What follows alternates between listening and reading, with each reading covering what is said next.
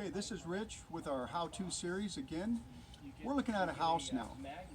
And this is really interesting. We're looking at an old garage, or old shop behind this house that has some old, really old asphalt siding, probably from the 50s, I'm guessing. Haven't seen this for a long time.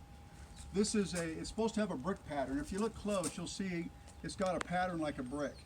So this asphalt shingle was supposed to look like a brick pattern for siding. This hasn't been in existence for probably 50 years. So technically, since you've got one damaged wall, any insurance company would probably have to pay for a full wrap. In other words, you can't just tear this off, and if you don't find damage on this side, just patch this wall in. It's like vinyl siding that's discontinued, or steel siding that's discontinued. In most cases, we get the insurance company to pay for the entire, all the siding, all the way around, on all four sides, on a discontinued product like this one.